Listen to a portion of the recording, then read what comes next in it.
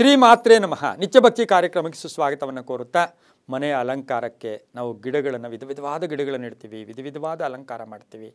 ವಿಧವಾಗಿ ಮನೆ, ಅದು ಬಾಡಿಗೆ ಮನೆ ಆಗಿರ್ಬೋದು, ಸ್ವಂತ ಮನೆ ಆಗಿರ್ಬೋದು, ಯಾವುದೇ ಮನೆ ಆಗಿದ್ರೂ ಕೂಡ ಅಲ್ಲಿ ನಾವು ಗಿಡಗಳನ್ನು ನೆಡ್ತಕ್ಕಂಥದ್ದಿರುತ್ತೆ. ಕೆಲವು ಅಪಾರ್ಟ್ಮೆಂಟ್ಗಳಲ್ಲಿ ಪಾಟ್ಗಳಲ್ಲೂ ಇಟ್ಕೋತೀವಿ.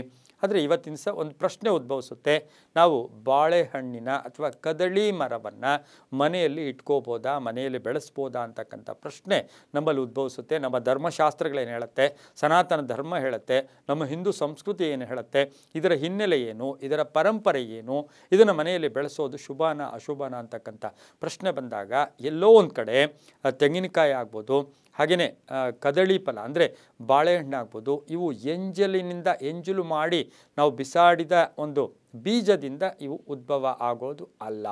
ಅದು ಪ್ರಥಮವಾಗಿ ತಿಳ್ಕೊಳ್ಳೋಕೆ ಮುಂಚೆ.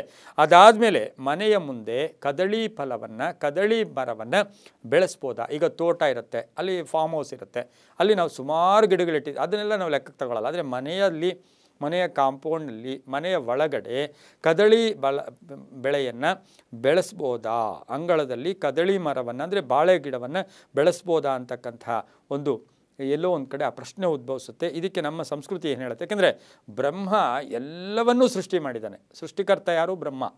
ಆದರೆ ಎಲ್ಲ ಸೃಷ್ಟಿ ಮಾಡಿರೋ ಬ್ರಹ್ಮ ಈ ಕದಳಿ ಮರವನ್ನು ಬ್ರಹ್ಮ ಸೃಷ್ಟಿಸಿದ್ದು ಅಲ್ಲ. ಇದನ್ನು ದೂರ್ವಾಸ ಮಹರ್ಷಿಗಳು ಸೃಷ್ಟಿ ಮಾಡಿದ್ದು ಅಂತೂ ಕೂಡ ಎಲ್ಲೋ ಒಂದು ಕಡೆ ಕೆಲವು ಕಡೆ ಪುರಾಣಗಳಲ್ಲೂ ಕೂಡ ಹೇಳುತ್ತೆ.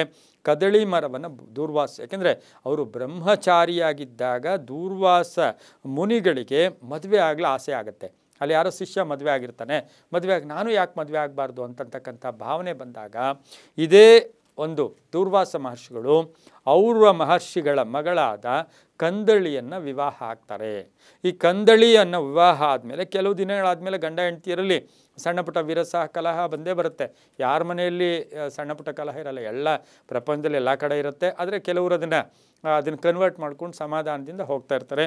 ಯಾವಾಗ ಮದುವೆ ಆಗುತ್ತೋ, ಮದುವೆ ಆದಾಗ ಸ್ವಲ್ಪ ಕಲಹ ಬಂದಾಗ ಆಕೆ ಬಿಟ್ಟು ತವ್ರ ಮನೆಗೆ ಹೊಟ್ಟೋದಾಗ ಕೆಲವರು ಹೇಳ್ತಾರೆ, ಕೆಲವು ಋಷಿಗಳು ಮನೆಗಳ ಹಾಗೆ ಮದುವೆ ಆದ ಹೆಂಡತಿಯನ್ನು ತವರು ಮನೆಯಲ್ಲಿ ಬಿಡಬಾರ್ದು. ಗಂಡ ಇರ್ತಕ್ಕಂಥ ಸಂದರ್ಭದಲ್ಲಿ ತವರು ಮನೆಯಲ್ಲಿ ಹೆಂಡತಿಯನ್ನು ಕೂಡ ಬಿಡಬಾರ್ದು ಅಂತ ಹೇಳಿದಾಗ ಅವರೇನು ಮಾಡ್ತಾರೆ, ಮತ್ತೆ ಬಂದು ಹೆಂಡತಿಯನ್ನು ಕರ್ಕೊಂಡು ನಾವು ಸರ್ಕೊಂಡು ಹೋಗೋಣ ಅಂಥೇಳಿ ತಪ್ಪುಗಳನ್ನು ಒಬ್ರಿಗೊಬ್ರು ಒಪ್ಕೊಂಡು, ಅದನ್ನೇ ನೋಡಿ, ಗಂಡ ಹೆಂಡತಿ ಅಂದರೆ ತಪ್ಪುಗಳನ್ನು ಒಬ್ಬರೊಬ್ಬರು ಒಪ್ಕೋಬೇಕು.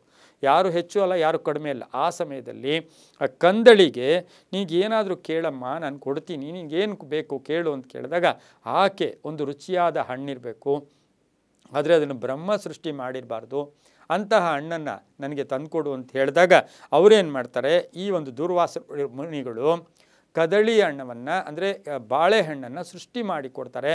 ಅದನ್ನು ಆಕೆ ಅದನ್ನು ಸ್ವೀಕಾರ ಮಾಡಿ ಎಷ್ಟು ಶಾಂತವಾಗಿ ಮನಸ್ಸಿರುತ್ತೆ, ಎಷ್ಟು ಪ್ರಶಾಂತವಾಗಿರುತ್ತೆ. ಅದಕ್ಕೆ ನಾವು ಹೇಳ್ತೀವಿ, ಮನೆಯಲ್ಲಿ ಜಗಳಗಳು ಅದು ಬಂದಾಗ ಈ ಬಾಳೆಹಣ್ಣಿನ ರಸಾವಳಿ, ಬಾಳೆಹಣ್ಣನ್ನು ತಿಂದಾಗ ಸ್ವಲ್ಪ ಶಾಂತತೆ ಕೂಡ ಬರುತ್ತೆ. ಅದನ್ನೆಲ್ಲ ಅನುಸರಿಸ್ಕೊಂಡು ಹೋಗೋರಿಗೆ ಗೊತ್ತಾಗುತ್ತೆ. ಆಮೇಲೆ ಇದಕ್ಕೊಂದು ಹೆಸರಿಡಿ ಅಂದಾಗ ತಕ್ಷಣ ಆಕೆ ಹೆಸರಿಡಿ ಅಂತ ಹೇಳಿ ದೂರ್ವಾಸರನ್ನ ಕೇಳಿದಾಗ ಅದಕ್ಕೆ ಇವರು ಕಂದಳಿ ಅಂತಾರೆ. ಅದು ಯಾಕೆ ನನ್ನ ಹೆಸರಿಟ್ಟೆ ಅಂದರೆ, ಇಲ್ಲ ನಿನಗೋಸ್ಕರ ಸೃಷ್ಟಿ ಮಾಡಿದ್ದಕ್ಕೋಸ್ಕರ ಇದನ್ನು ನಾವು ಕಂದಳಿ, ಅದು ಕದಳಿ ಆಯಿತು, ಮನೆಯಲ್ಲಿಡು, ಇರೋದು ಬೇಡ ಅಂತ ನಾವು ಕೆಲವರು ಹೇಳ್ತೀವಿ. ಯಾಕೆಂದರೆ ಅದಕ್ಕೆ ಒಂದೇ ಗೊನೆ ಬಿಡುತ್ತೆ, ಒಂದೇ ಸರಿ ಅದಕ್ಕೆ ಆಯಸ್ಸು ಇರೋದ್ರಿಂದ. ಆ ರೀತಿ ಇದ್ದಾಗ ಮನೆಯಲ್ಲಿ ಸಾಕಷ್ಟು ಪುಟ್ಟ ಮಕ್ಕಳು, ಮನೆಯಲ್ಲಿ ಸಂತಾನೋತ್ಪತ್ತಿ ಆಗ್ತಾ ಇರುತ್ತೆ. ಇದಕ್ಕೆ ಅಡ್ಡ ಬರಬಹುದು ಅನ್ನೋ ಉದ್ದೇಶದಿಂದ ಈ ಕದಳಿ ಅಂದರೆ ಬಾಳೆ ಗಿಡವನ್ನು ಇಡಬಾರ್ದು ಅಂತ ಹೇಳುತ್ತೆ. ಆದರೆ ಎಷ್ಟೋ ಸರಿ ಇದು ಅವರವರ ನಂಬಿಕೆಗೆ ಬಿಟ್ಟಿದ್ದು, ಅವರವರ ಒಂದು ಭಾವನೆಗಳಿಗೆ ಬಿಟ್ಟಿದ್ದು ಅಂತ ಹೇಳ್ತಾ, ಸರ್ವೇ ಜನ ಸುಖಿನೋ ಭವಂತು, ಸಮಸ್ತ ಸನ್ಮಂಗಳಾನಿ ಭವಂತು.